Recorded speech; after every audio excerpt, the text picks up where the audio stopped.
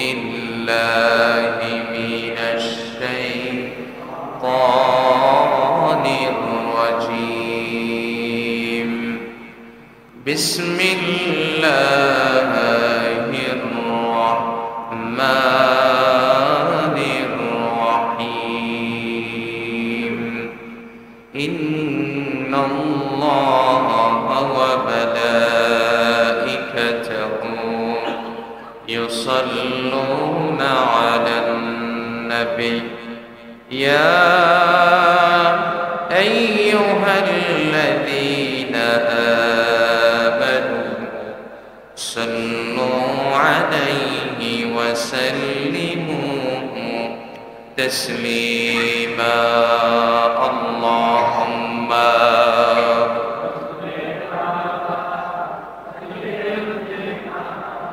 مولانا محمد وعلى آل سيدنا مولانا أردت محبة بولي اللهم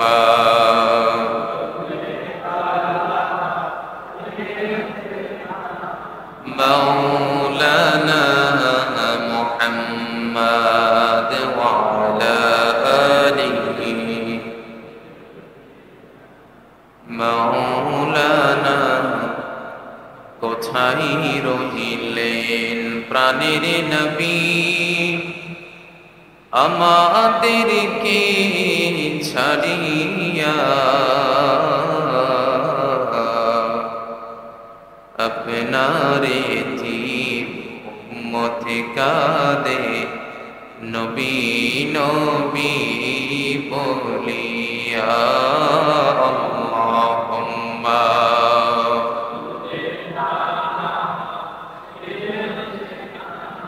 مولانا محمد وعلى آله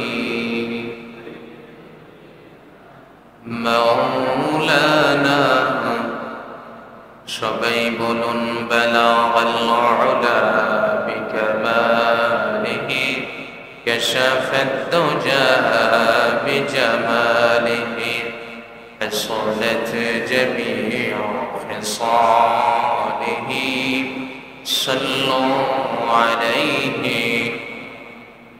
دعا إلى الله فالمستمسكون به مستمسكون بحبل غير منفصل بلغ العلا كشف الدجى بجماله حصنت جميع خصاله صلوا عليه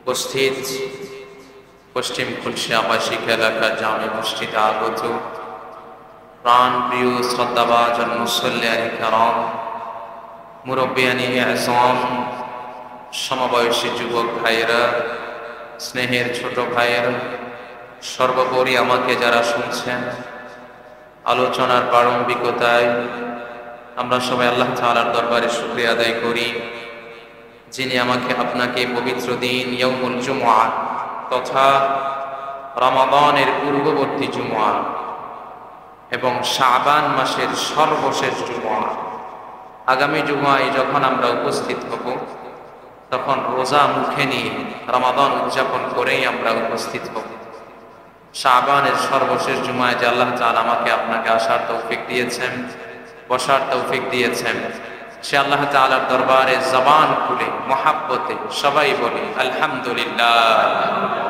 আর একটু মহাব্বতে বলি আলহামদুলিল্লাহ লক্ষ কোটি দুরুদ এবং সালামের হাদিয়া পেশ করি আমাদের নবী নবিয়ুনা ওয়া সাইয়্যিদুনা ওয়া হাবিবানা ওয়া মাওলানা মুহাম্মদ সাল্লাল্লাহু আলাইহি ওয়াসাল্লাম এর আতহারে আল্লাহুম্মা সাল্লি ওয়া সাল্লিম ওয়া বারিক আলা নবিয়িনা ওয়া সাইয়্যিদিনা ওয়া হাবিবানা ওয়া মাওলানা মুহাম্মদ।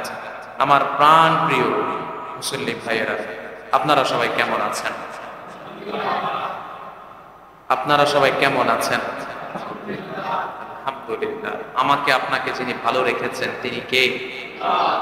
সে আল্লাহ তাআলার জন্য আমরা প্রাণ খুলে আবারও বলি আলহামদুলিল্লাহ।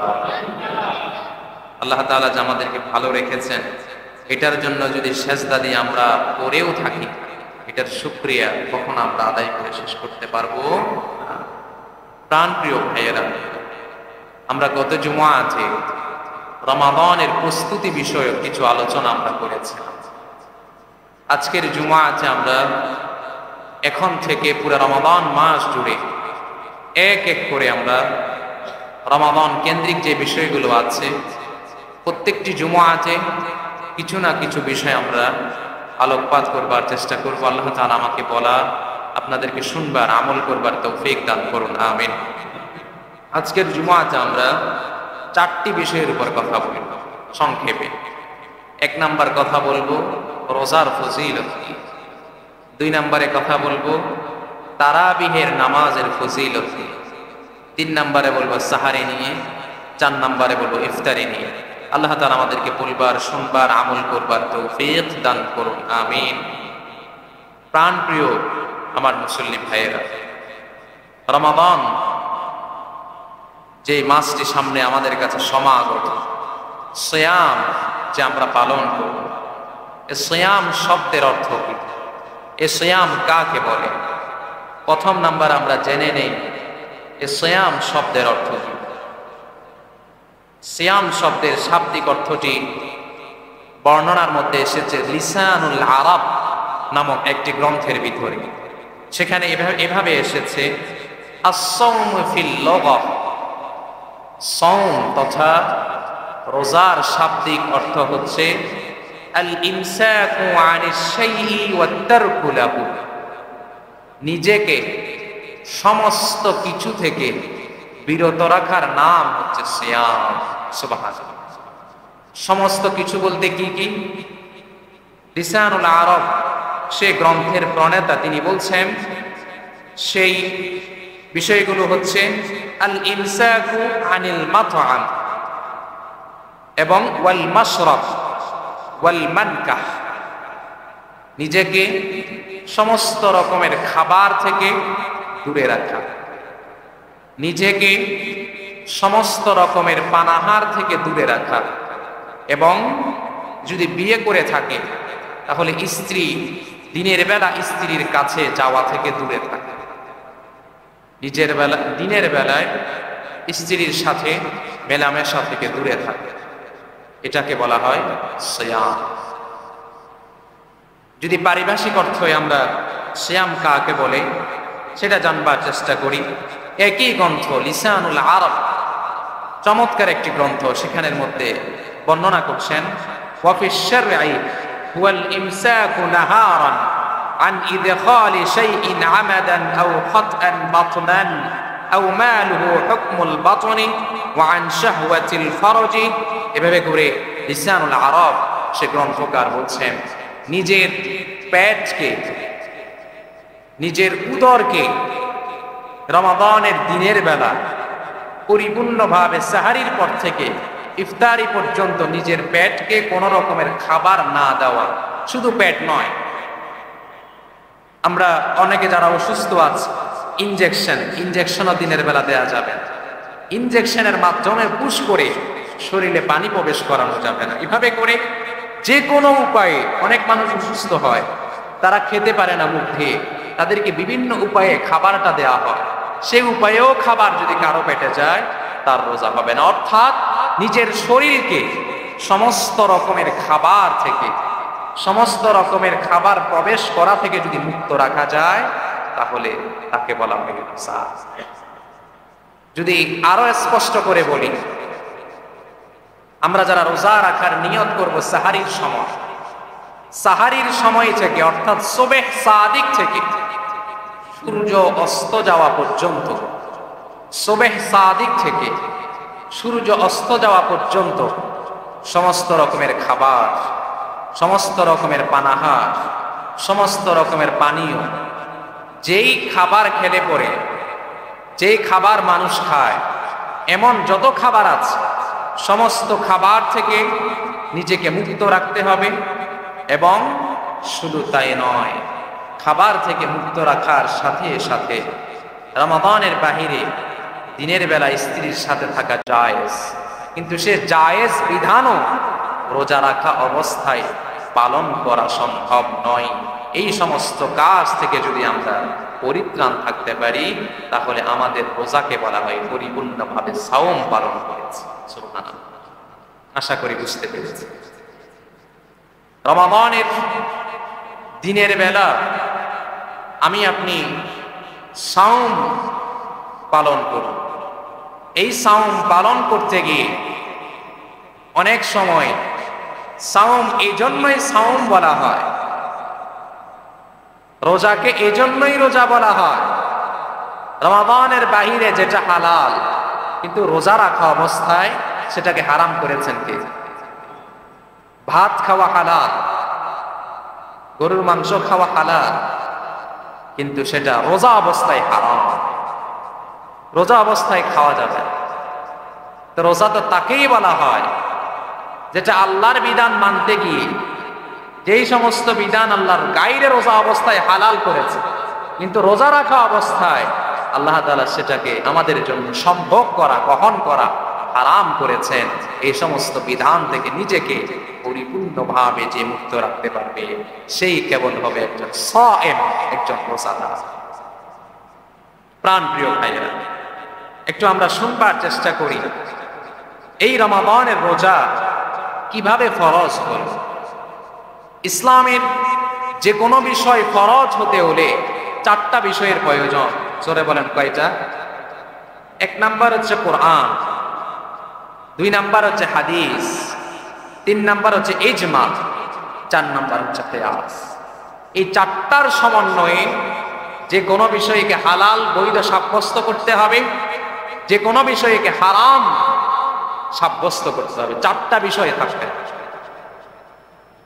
তেমনি ভাবে এই রোজা যে ফরজ হয়েছে চারটা বিধান আমরা এক এক করে উল্লেখ করছি।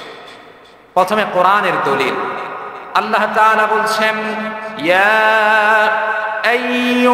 আইয়ুহাল্লাযীনা আমানু কুতিবা আলাইকুমুস সিয়াম কামা কুতিবা আলাল্লাযীনা মিন ক্বাবলিকুম লাআল্লাকুম তাত্তাকুন।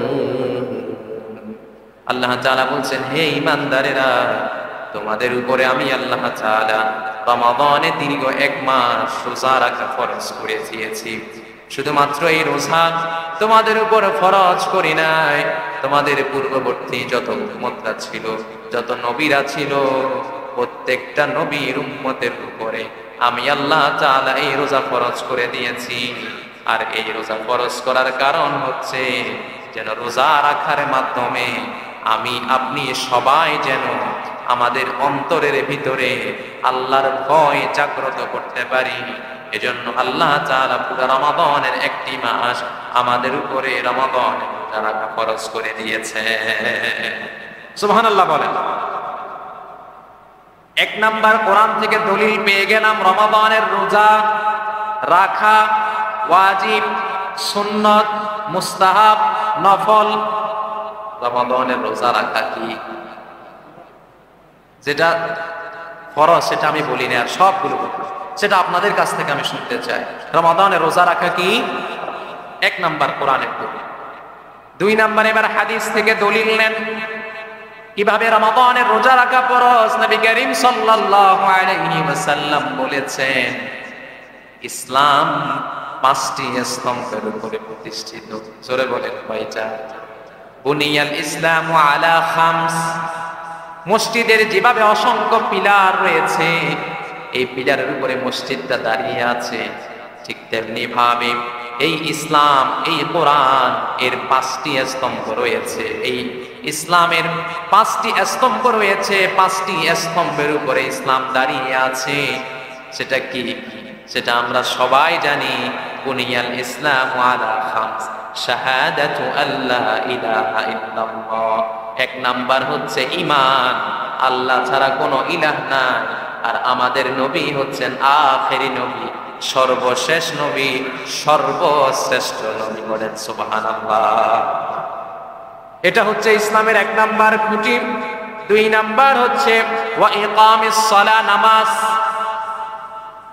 তাহলে এখান থেকে একটা বিষয় আপনারা বুঝতে পারছেন, ঈমান আনার সাথে সাথে আগে যে কাজটা করতে হয় সেই কাজটার নাম হচ্ছে নামাজ। সেটার নাম কি?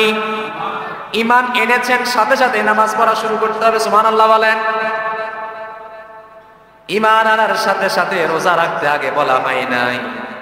একটু পরে যখন রোজার ইতিহাস বলবো তখন বুঝতে পারবেন, যখন এই রাসূলের উপরে আল্লাহ ওহী নাযিল করেছে, আগে যাকাত আদায় করতে বলা হয় নাই, আগে হজ করতে বলা হয় নাই, আগে রোজা রাখতে বলা হয় নাই। যখন আল্লাহ আদেশ করেছেন আগে বলেছেন ঈমান। ঈমান যখন এনেছেন সাথে সাথে নামাজ শুরু করে দিতে হবে। আমাদের মধ্যে অনেক রোজাদার ভাইরা আছেন, রোজা রাখে কিন্তু নামাজ আগে, রোজা নয় আগে নামাজ। আগে কি? আগে কি?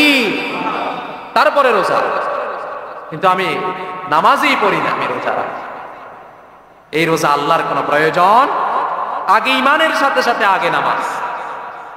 সেটা একটু পরে শুনবেন কিভাবে। তাহলে 2 নম্বরে হচ্ছে নামাজ, 3 নম্বরে হচ্ছে ওয়া ইতাউজ যাকাত, যাকাত প্রদান করতে হবে। 4 নম্বরে হচ্ছে ওয়াল হজ, হজ সম্পাদন করতে হবে। 5 নম্বরে হচ্ছে ওয়া সাওমু রমাদান, রমাদানের রোজা আমাকে আপনাকে পালন করতে হবে। 1 নম্বরে দলিল দিলাম কোরআন থেকে, 2 নম্বরে রমাদানের রোজা যে ফরজ সেটার দলিল পেলাম রাসূলুল্লাহর হাদিস থেকে। এবার 3 নম্বরে আমি আপনি দলিল নিব। দলিল নেওয়ার আগে আরেকটা হাদিস আপনাদেরকে শোনাই। নবী করিম সাল্লাল্লাহু আলাইহি ওয়াসাল্লাম তিনি যখন বিদায় হজের ভাষণ দিচ্ছেন, নবী করিম সাল্লাল্লাহু আলাইহি ওয়াসাল্লাম বলছেন ফাকালা ইত্তাকিল্লাহ, ভয় করতে হবে। একজনকে আওয়াজ দিয়ে বলেন তিনি কে? রাসূলুল্লাহ বিদায় হজের ভাষণে বললেন, হে সমবেত মানুষেরা, ইত্তাকিল্লাহ, আল্লাহ তাআলাকে ভয় করো। আল্লাহ তাআলাকে ভয় করার সাথে সাথে ওয়াসাল্লু খামসাকুম, 5 ওয়াক্ত নামাজ সাথে সাথে আদায় করো। সুবহানাল্লাহ। আল্লাহর ভয় মানে ঈমান। ঈমান যেহেতু এসে গেছে সাথে সাথে নামাজ। আল্লাহও বললেন একই কথা, আগে ঈমান তারপরে নামাজ।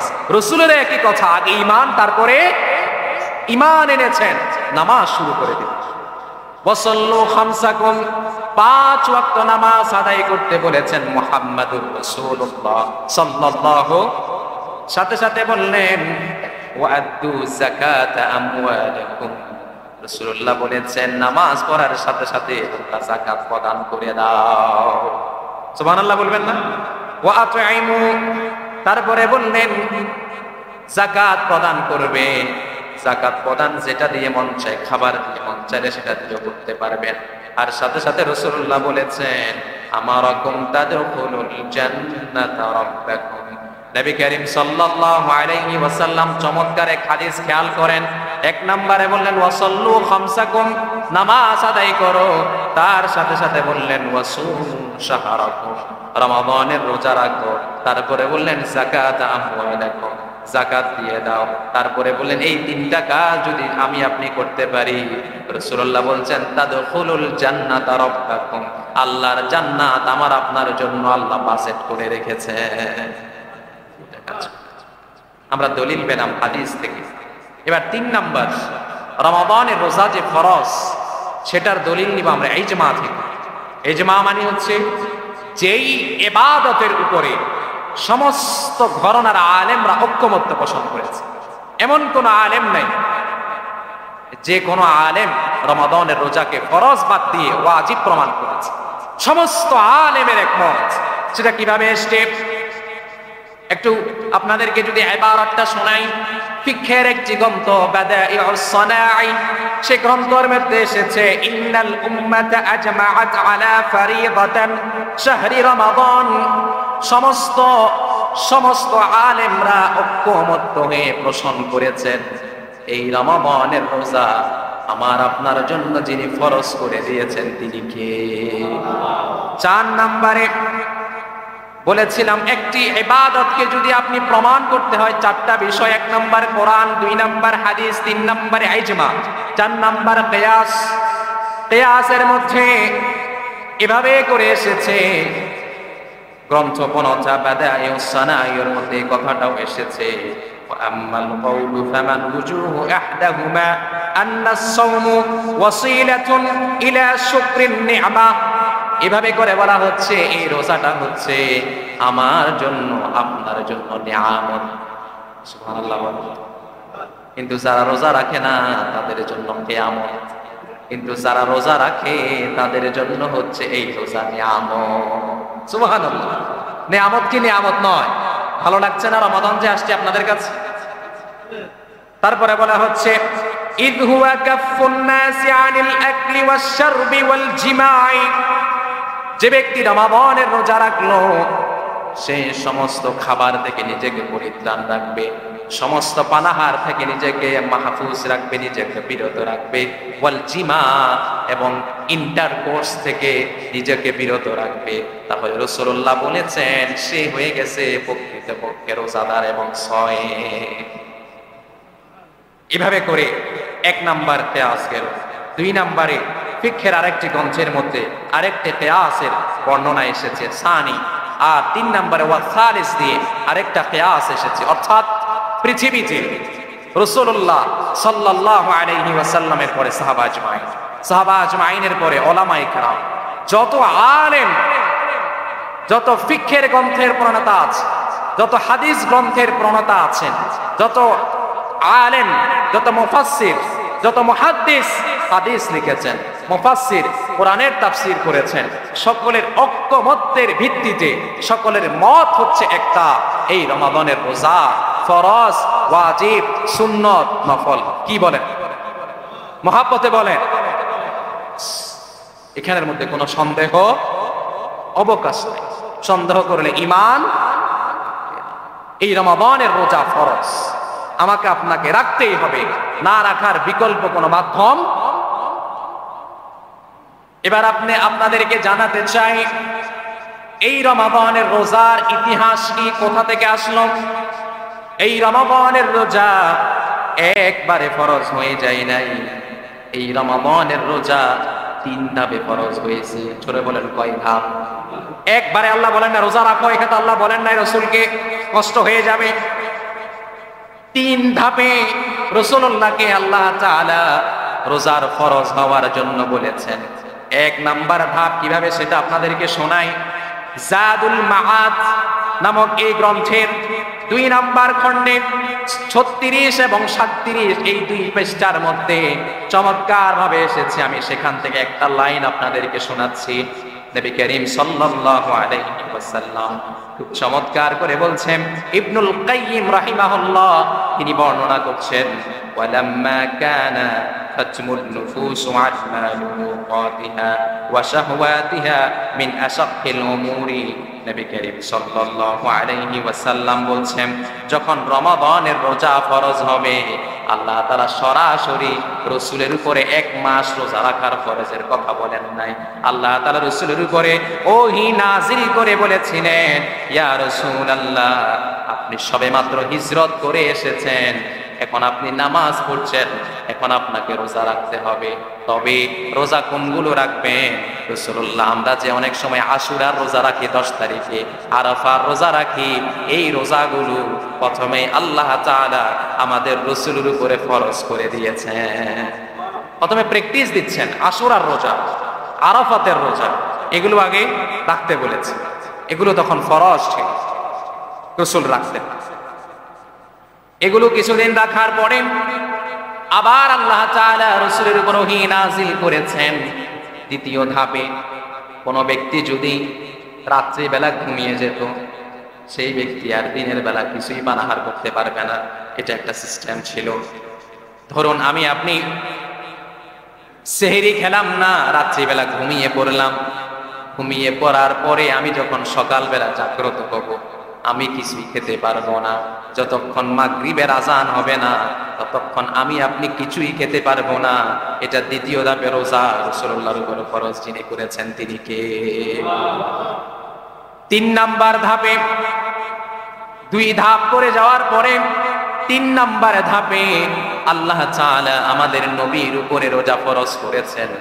এখন আমরা যেভাবে রাখি, সাহারি করি, সাহারি করার পরে সুবহ সাদিকের সময় সাহারি করি, আবার যখন সূর্য অস্ত যায় তখন আমরা ইফতারি করি।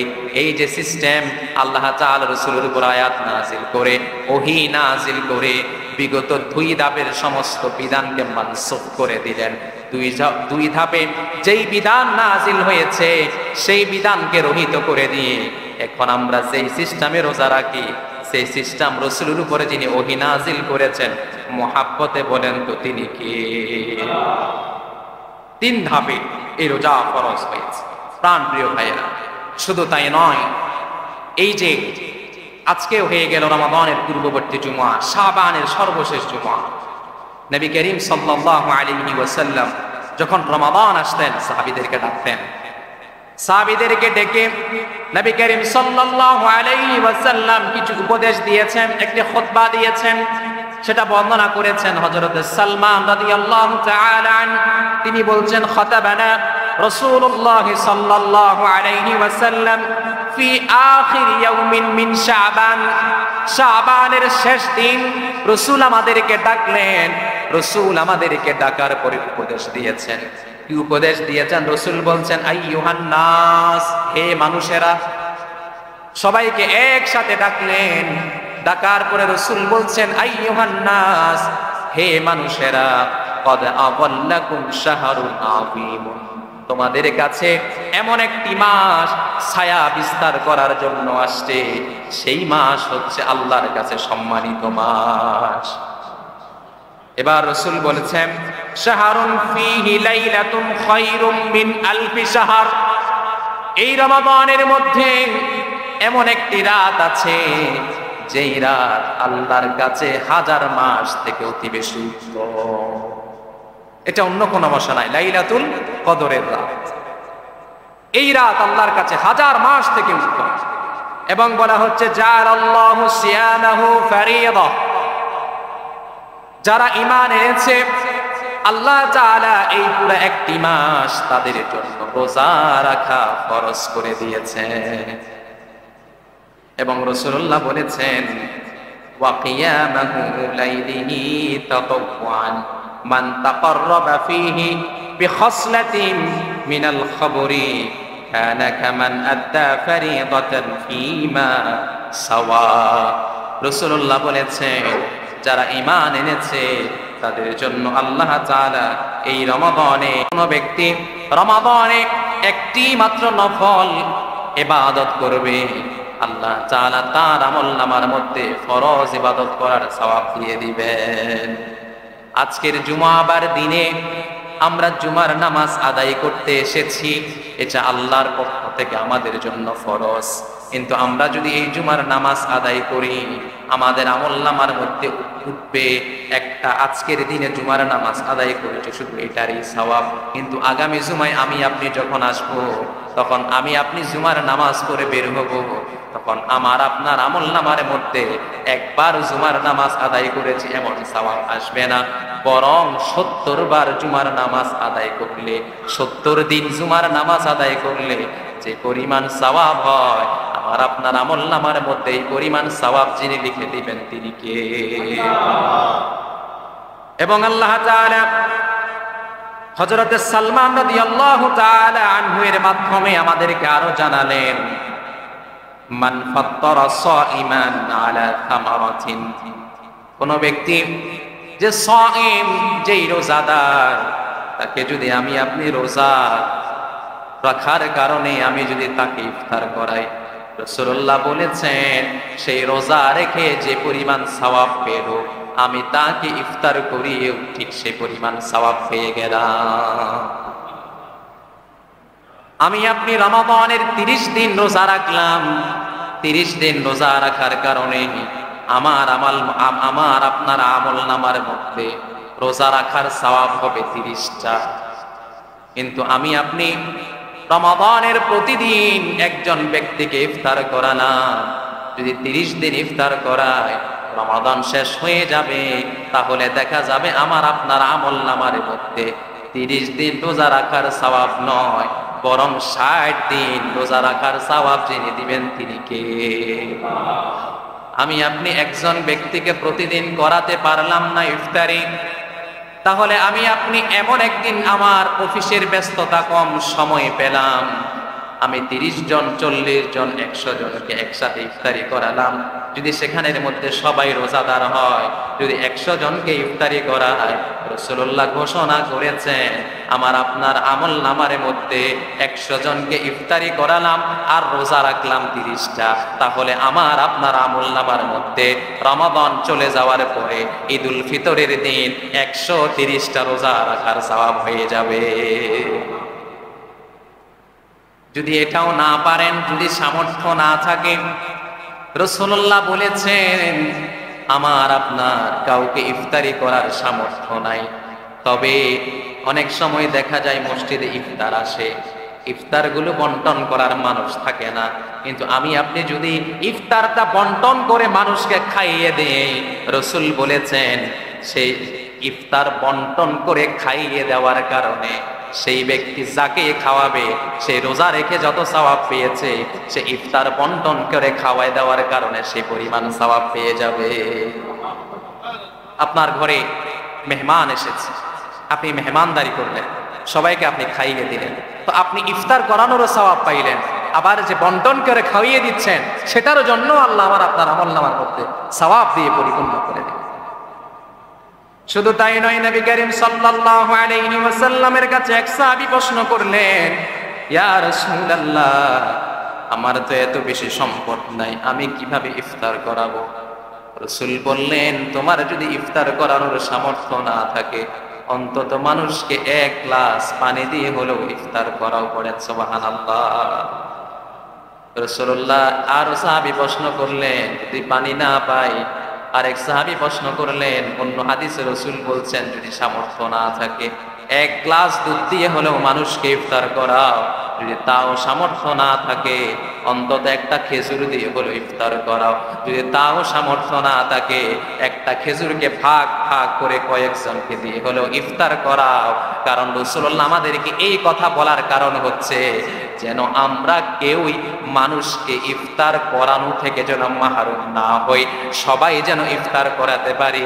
এজন্য রাসূলুল্লাহ আমাদের জন্য ইফতার করানো সহজ করে দিয়েছে। আমার বিশ্বাস এই আবাসিকে এমন মানুষ নাই যে মানুষকে অন্তত একটা খেজুর দিয়ে ইফতারি করাতে পারবেন, এমন মানুষ কি আছে? সবার সামর্থ্য আছে। এই জন্য আমরা যারা পারবো কেউই মাহরুম হব না, সবাই ইফতার করানোর চেষ্টা করব ইনশাআল্লাহ। এই আমল আমরা করতে রাজি আছি তো ইনশাআল্লাহ? আল্লাহ কবুল করুন, বলেন আমিন। আমার প্রিয় ভাইয়ের আর একটা হাদিস আপনাদেরকে শোনাই। এই রমাদান যখন চলে আসে, আল্লাহ তাআলার রাসূল তো আমাদেরকে উপদেশ দিয়ে দিয়েছেন, লম্বা হাদিস সালমান থেকে বর্ণিত।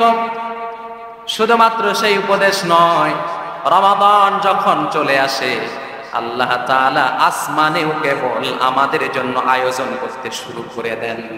আসমানেও আল্লাহ তাআলা আমাদেরকে মেহমানদারি করার জন্য আয়োজন করে। সেটা কেমন? হাদিস থেকে শুনি। হাদিস বর্ণনা করেছেন হযরত আব্বাস রাদিয়াল্লাহু তাআলা আনহু। তিনি খুব চমৎকার করে বলছেন, ইন্নাল জান্নাতা, জান্নাতের মধ্যে আল্লাহ তাআলা যখন রমাদান শুরু হয়ে যায়, মিনাস সানাতি ইলাস সানাতি লিশাহরি রমাদান, রমাদান যখন শুরু হয়ে যায় তখন জান্নাত আল্লাহর কাছে বলতে থাকে, আল্লাহুম্মা জাআল লানা ফি হাদাশ শাহরি মিন ইবাদিকা সুক্কানা। জান্নাত আল্লাহর কাছে বলতে থাকে, আল্লাহ এতদিন আমার জান্নাতে অনেক জায়গা রয়েছে, ও আল্লাহ রমাদান যেহেতু শুরু হয়ে গেছে, তোমার বান্দা দিয়ে তুমি আমার জান্নাতকে পরিপূর্ণ করে দাও। জান্নাত আল্লাহকে বলতে থাকে, আল্লাহ আর জান্নাতকে খালি রাখিও না, জান্নাতকে তোমার বান্দা দিয়ে পরিপূর্ণ করে দাও। সুবহানাল্লাহ বলেন। জাহান্নাম আল্লাহর কাছে বলতে থাকে, আল্লাহ তুমি আমাকে অনেক দিন পরিপূর্ণ করে রেখেছো, রমজান উপলক্ষ হলেও তুমি আমাকে মুক্ত করে দাও, আমার ভিতরে যত মানুষ তুমি দিয়েছো সবগুলাকে তুমি বের করে দাও। সুবহানাল্লাহ বলবেন না? শুধু তাই নয়, জান্নাতের মধ্যে আল্লাহ তাআলা জান্নাতবাসীর জন্য যে নয়নাবিরাম হুর আল্লাহ তাআলা রেখেছেন, সেই হুর আল্লাহর কাছে আরজ করে বলে, আল্লাহুম্মা জাআল লানা ফি হাদা আশ-শাহরি মিন ইবাদিকা আজওয়াজা। ও আল্লাহ তাআলা, তুমি আমাকে দীর্ঘদিন স্বামী ব্যতীত রেখেছো, রমাদান উপলক্ষে তুমি আমাকে স্বামী দিয়ে পরিপূর্ণ করে দাও। আল্লাহু আকবার বলেন। প্রাণ প্রিয় মুসল্লি ভাইরা, শুধু তাই নয়, নবী করিম সাল্লাল্লাহু আলাইহি ওয়াসাল্লাম বলছেন, ইযা দাখালা শাহরু রমাদান ফুতিহাত আবওয়াবুস সামা। যখন রমাদান মাস চলে আসে, তখন আল্লাহ তাআলা আসমানের সমস্ত দরজাকে খুলে দেন, অর্থাৎ রহমতের সমস্ত দরজাকে খুলে দেন। ওয়া বুল্লিকাত আবওয়াবুল জাহান্নাম আই আবওয়াবুন নার। আল্লাহ তাআলা জাহান্নামের সমস্ত দরজাগুলোকে বন্ধ করে দেন। ওয়া সুফিদাতিশ শায়াতিন, এবং শয়তানকে যিনি বেঁধে ফেলেন, আওয়াজ দিয়ে বলেন তো তিনি কে? অতএব আল্লাহ তাআলা রমাদান আমাদেরকে দিয়েছেন, কিভাবে আমরা ইবাদত করব, সব আয়োজন আল্লাহ দুনিয়াতেও করেন, আসমানেও করেন। সুবহানাল্লাহ বলেন। শুধু তাই নয়, এই রমাদান আমি আপনি পেয়েছি, এই রমাদানের আরেকটা যে বিধান, সেটা হচ্ছে তারাবি। সেটা কি বলেন? আমরা অনেকে রোজা রাখি, কিন্তু তারাবি পড়তে আসি না। বলি এই তারাবি তো ফরজ না, না পড়লেও সমস্যা নাই, এভাবে করে আমরা তারাবি করি না। নবী করিম সাল্লাল্লাহু আলাইহি ওয়াসাল্লাম চমৎকার করে বলছেন, তারাবিহ শব্দের অর্থ হচ্ছে ধীর স্থিরতা, আস্তে আস্তে। আমরা 4 রাকাত করে বসে কিছুক্ষণ বিশ্রাম করি। এটার কারণে তারাবিহের নামাজের অর্থ হয়ে গিয়েছে বিশ্রাম করা। তারাবি মানে তাড়াতাড়ি নয়। তারাবি মানে, কথা বলে না, তারাবি মানে, তারাবি শব্দের অর্থ বিশ্রাম করে করে। মক্কাতে যারা গেছেন তারা দেখেছেন 4 রাকাত করে খেজুর খায়, গাওয়া খায়, দুধ খায়, পানি খায়, বিশ্রাম করে, আবার এনার্জি নেই, আবার দাঁড়ায়। কিন্তু আমরা একটু 4 রাকাত করে একটু বসলে এভাবে করে কাশি দেয়, গলার কাশি শুরু হয়ে যায়, যে হুজুর সময় বেশি চলে যাচ্ছে। না, তারাবি আপনি বিশ্রাম করে পড়েন, আস্তে আস্তে পড়েন, ভালো লাগবে। এজন্য তারাবি মানে তাড়াতাড়ি, তারাবি মানে ইনশাআল্লাহ আমরা পড়ব ইনশাআল্লাহ। নবী করিম সাল্লাল্লাহু আলাইহি ওয়াসাল্লামের একজন প্রখ্যাত সাহাবী, তিনি খুব চমৎকার করে বলছেন, যে ব্যক্তি রমাদানে তারাবি আদায় করলো, মান সামা রমাদানা ঈমানান মান কামা রমাদানা ঈমানান, যে ব্যক্তি ইহতিসাবের সাথে, ঈমানের সাথে তারাবি আদায় করলো, রাসূলুল্লাহ ঘোষণা করেছেন আল্লাহ তাআলা তার সমস্ত গুনাহকে মাফ করে দেন। সমস্ত গুনাহকে আল্লাহ মাফ করে দেন। আমরা গুনাহ মাফের আশায় আমরা তারাবির নামাজ পড়তে আসবো ইনশাআল্লাহ। দুনিয়ার কোনো স্বার্থে, দুনিয়ার কোনো লোভে। প্রাণ প্রিয় ভাইয়েরা, এই রমাদানের তারাবিহের রাকাত সংখ্যা নিয়ে আমাদের সমাজে ঝামেলা আছে না নাই? আগে দেখা যায় না, রমাদান আসতে শুরু হয়ে যায়। কিছু ভাই আছেন 8 রাকাত করে পিছন থেকে দৌড় আছে না? এখানে বোধহয় নাই মনে হয়, আমার চোখে পড়ে না। আপনাদের, আমি তো সামনে থাকি, পিছনে তাকানোর সুযোগ পাই না। প্রাণ প্রিয় ভাইয়েরা, এটা আপনি করবেন না।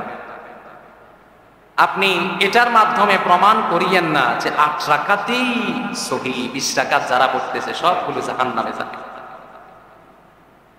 ওমর রাদিয়াল্লাহু তাআলা, নাম শুনেছেন আপনারা? ওমর রাদিয়াল্লাহু তাআলা আনহু এর মাধ্যমে ঐক্যমত্য পোষণ হয়েছে। ওমর রাদিয়াল্লাহু তাআলা আনহু মসজিদে ঢুকলেন, ঢুকে দেখলেন কিছু মানুষ এদিক দিয়ে নামাজ পড়ে, কিছু মানুষ এদিকে নামাজ পড়ে, এদিকে এক ইমাম, ওদিকে আরেক ইমাম, ওদিকে আরেক ইমাম, বিক্ষিপ্তভাবে সবাই নামাজ পড়ছে। ওমর রাদিয়াল্লাহু তাআলা আইন প্রজ্ঞাপন জারি করলেন, বিক্ষিপ্তভাবে নামাজ নয়, জামাতের সাথে নামাজ। ওমর রাদিয়াল্লাহু তাআলা প্রজ্ঞাপন জারি করলেন, এই তারাবিহের নামাজ হচ্ছে 20 রাকাত। কয় রাকাত? আর একটু মুহাব্বতে বলতে হবে, কয় রাকাত? 8 রাকাত যারা পড়তে মন চায় তারা অন্তত সামনে আসিয়েন না, পিছনে দাঁড়ায়। পিছনে পড়ে পিছনে চলে যায়, সামনে দাঁড়াবেন। 8 রাকাত শেষ, বুক ফুলিয়ে দাঁড়াবেন, দাঁড়ানোর পরে মুরব্বী দেখবেন না, কেউ দেখবেন না, সবাই বলবেন সাইড দেন, সাইড দেন, আমি জান্নাতে ঢুকে গেছি, আপনারা জাহান্নামে থাকেন, সেজন্য আগে আগে চলে যাচ্ছে। আমি জান্নাত কামাই করে ফেলছি, আমার আর নামাজে, আপনারা জান্নাত কামাই করেন। যদি পড়তে মন চায় একান্ত পিছনে দাঁড়ান, পিছনে পড়ে পিছনে চলে যান, সামনে মানুষকে কষ্ট দিয়ে সরে সরে যাওয়ার চেষ্টা করবেন না। আল্লাহ তাআলা আমাদেরকে বুঝবার তৌফিক দান। যারা 8 রাকাত 20 রাকাত পড়বে তাদের সাথে আমরা ঝগড়া করার দরকার, তার মন চায় পড়ুক। তবে যারা 20 রাকাত পড়বে তাদেরকে যদি বলে আপনার 20 রাকাত কোনো হাদিসে নাই, কোথাও নাই, কিচ্ছুতে নাই, এরকম যদি বলে আমার সাথে কানেকশন করাই, কোন হাদিসে আছে কোন হাদিসে নাই, একাধিক হাদিস আমি এক এক করে বর্ণনা করতে পারি, আমার কাছে নোট করা রয়েছে, সময় থাকলে বলতাম। 8 রাকাতের পক্ষে যে দলিল, সব দলিল 20 রাকাতের নিচে চলে যাবে। 20 রাকাতের পক্ষে এত শক্ত দলিল আছে, 8 রাকাতের পক্ষে এত শক্ত দলিল। যদি 8 রাকাতের দলিল প্রমাণ করতে চায় তাহলে আমি তাকে প্রমাণ করে দেখাবো রাসূলুল্লাহ কখনো 8 রাকাতও তারাবি একসাথে পড়ে নাই, আমি এটা প্রমাণ করে দেখাবো। ওমর রাদিয়াল্লাহু তাআলা আনহু এর সময় থেকে তারাবি শুরু হয়েছে। এখন আমরা যারা 8 রাকাতের দলিল দেই তারা কি ওমর রাদিয়াল্লাহু তাআলা আনহু থেকে বড়? আপনারা বোধহয় বড় মনে করতেছেন মনে হয়। যারা 8 রাকাতের দলিল দিচ্ছেন তারা কি ওমর রাদিয়াল্লাহু তাআলা আনহু থেকে বড়? আপনাকে দেখলে আমাকে দেখলে শয়তান সামনে আসে, ধোঁকা দিতে আসে, ওমরকে দেখলে শয়তান পালায়। সে ওমর যে দলিল দিয়েছেন সেটার বিপক্ষে অবস্থান করা কখনোই ঠিক হবে না। যদি 8 রাকাত পড়তে মন চায় পিছনে দাঁড়াবেন, কাইন্ডলি অন্য ভাইদেরকে কষ্ট দিবেন না। আমরা তারাবি 20 রাকাত পড়ে এসেছি, 20 রাকাত করব, 20 রাকাত আমরা পেয়েছি এবং এই 20 রাকাতের পক্ষে আমাদের যথেষ্ট প্রমাণ আছে এবং এই 20 রাকাতের পক্ষে আমরা একাধিক হাদিস বর্ণনা করতে পারবো এবং আমাদের বিশ্বাস এই 20 রাকাত তারাবি আমরা যারা পড়ব আমাদেরকে আল্লাহ তাআলা সমস্ত গুনাহ মাফ করে দিবেন ইনশাআল্লাহ।